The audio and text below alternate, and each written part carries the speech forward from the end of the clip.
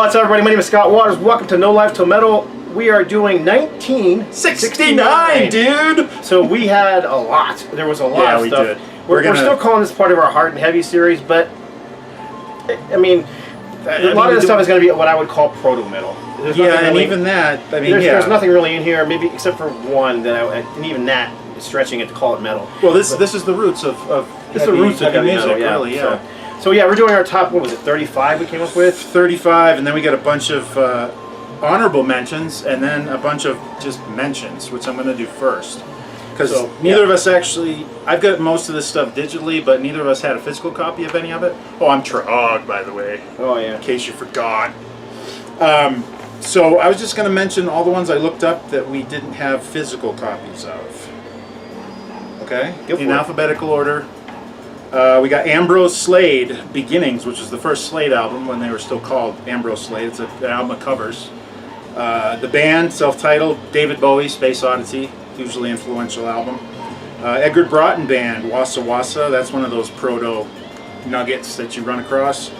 Chicago, the Chicago Transit Authority, that's their first album when they were still called Chicago Transit Authority. Mm-hmm. Coven, Witchcraft Destroys Minds and Reaps Souls, you know, the theme from Billy Jack, I think, was on there. One Tin Soldier. The Guess Who had 2 albums that year, Wheat-Filled Soul and Canned Wheat. High Tide had Sea Shanties, definite proto band there. Janis Joplin, got them old Cosmic Blues Again, Mama. Mm-hmm. The Kinks, Arthur. Love, For Sale, number 4. The Kinks are definitely a proto band. Oh yeah. Hugely influential. They're like proto everything. Mm-hmm. Proto punk, proto metal. Moody Blues had 2 albums that year, On the Threshold of a Dream and To Our Children's Children's Children.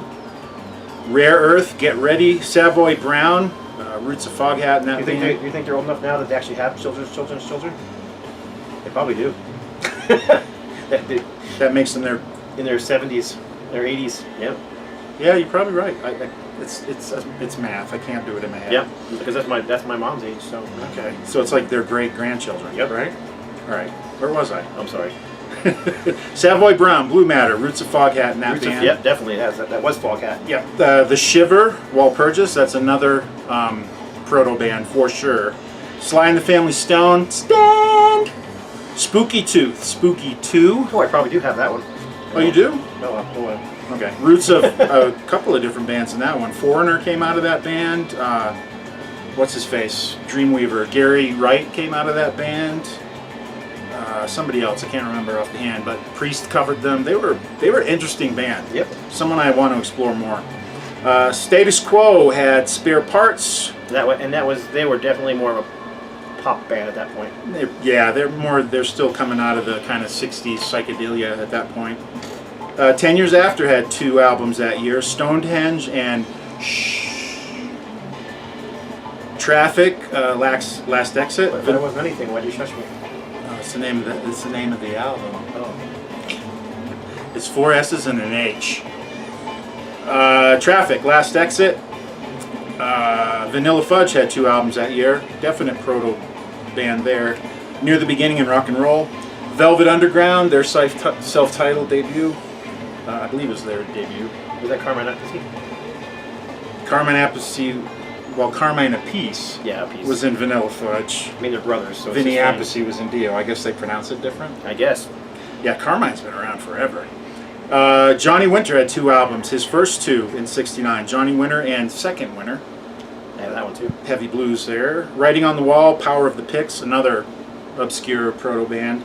And Neil Young had his very first solo album, self-titled, in '69. So those are just our mentions that we just didn't have physical copies of, which is probably good because there's so many others. Yeah, or they just didn't make the list. Yeah. Yeah.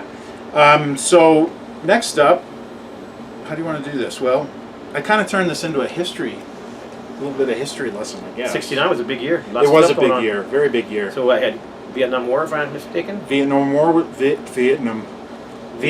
was still in full swing. Yep. The Manson murders happened in '69, and this, getting onto the musical track, Volume 2. Yep. Woodstock happened in '69, which is a hugely influential musical event. I think I saw the movie when I was like 11 or 12 years old on TV, and it stuck with me forever. I mean, it's like There's so many classic performances on here. Crazy. And the festival happened in 69. The soundtrack came out in 70. Which is why it didn't make our list. Otherwise, it would have made the list. But we had to mention Woodstock because it was probably the sole biggest musical event in 69. I mean, it was worldwide. I would have loved to have seen Jimi Hendrix.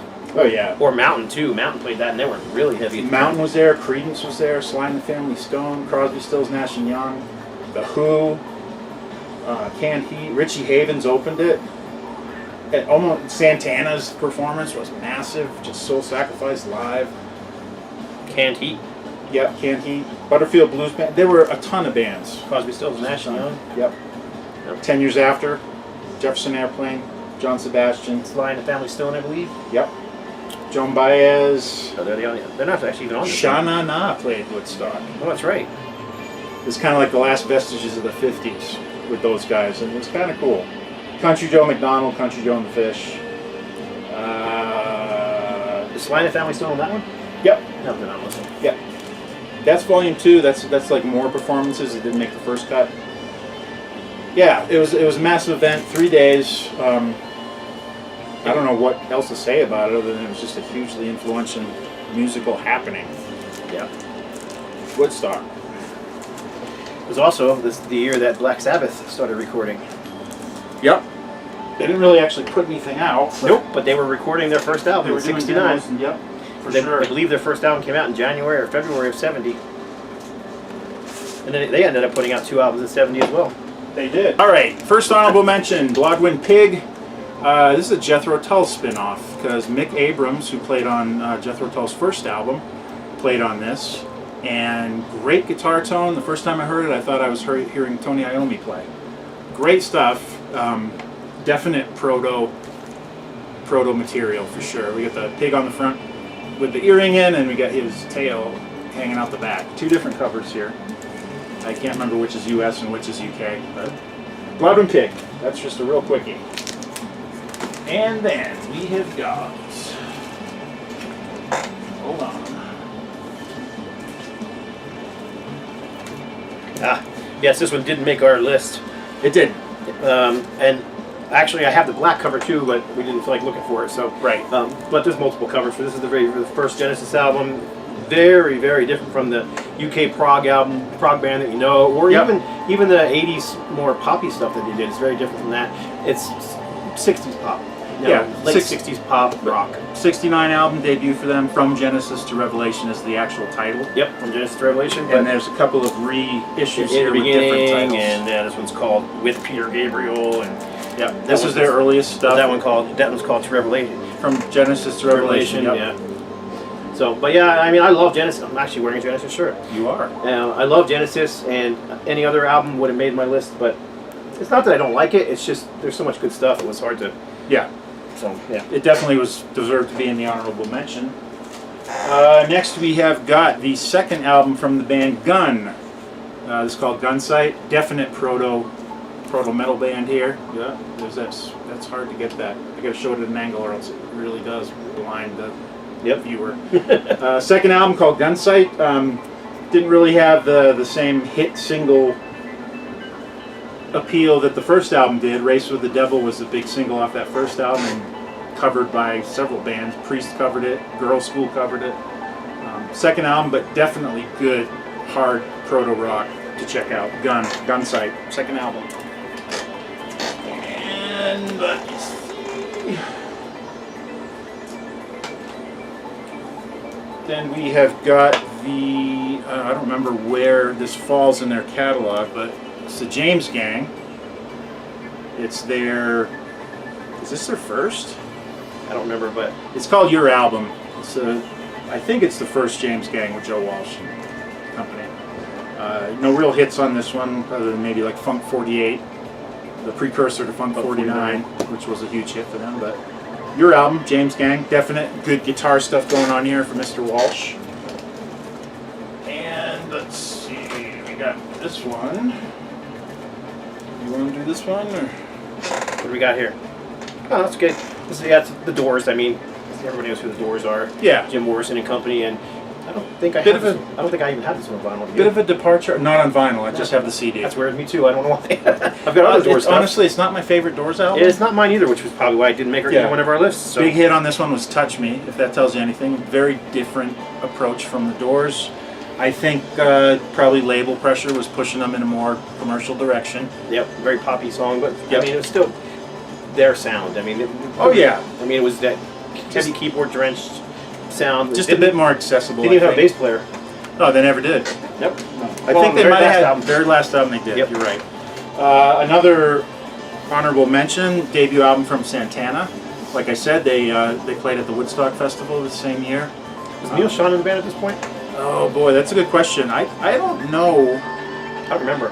Yeah, Greg Rowley definitely was, but Yeah. I'm not. Neil Schon, I don't know if he ever was like officially a member, if he just toured with them. Yeah, I don't know either. I'm not sure. I've never really You guys seen probably him. know. Let us know if you know. Yeah, did Neil Schon appear on any of their official albums? Let me know. I'm not sure. I'm not either. But this definitely has, Evil Ways is on this. Jingo, Soul Sacrifice, of course. Fried Neck Bones is on this. And a great cover art. Oh, awesome I cover love art. that cover. And last honorable mention is a definite early prog band from the UK. We got Vandergraaf Generator with the Aerosol Grey Machine. I have a lot of Vandergraaf Generator. I don't have I that do one. too. This is the debut, and I've listened to it, but I can't say that I can speak on it very at length, just because. Which is why we didn't put it in our list. Yeah, we just wanted to mention it because it was the debut for those guys, and some of their later stuff is I need to awesome. find it just because I've never heard it. I've never owned it. So Yeah, I mean it's definitely got that more '60s flavor to it. Right on. So all right, those are our honorable mentions. So we can now, I believe. Oh, there's one more I wanted to mention. I didn't have it physical, neither did Scott. I got it on digital, but I pulled it up on Wikipedia. And it was 69 album from the Stones. Oh, that's right. Was Let It Bleed, which I feel was a pivotal album for them and for rock in general. Yep. I mean, this is the album that had... That's one I wouldn't mind having on vinyl. I just don't have it. I have it digitally, and I have like greatest hits albums and stuff with all the songs on it. But this is the one that had "Gimme Shelter," signature tune for them. Mm-hmm. The title track "Let It Bleed," "Midnight Ramblers" on here. Can't always get what you want. Which has been Midnight Ramble's been covered by everybody. Yeah, and my favorite version is the live one from "Get Your Ya-Ya's Out." But it's got "Love in Vain," which is a Robert Johnson cover. It's just a really solid album, man. And you can't always get what you want is the closer, which is like, I don't know that it gets much more classic or epic than that. Yep. You know, pretty cool. But I definitely want to mention that "Let It Bleed" for sure, pivotal album for the Stones. So there you go. We're gonna call this bonus material. Yeah. And then we're gonna get right into our top 30. So. All right. So we'll just go ahead and cut it here real quick, and okay, we'll come back with our top 30. Okay.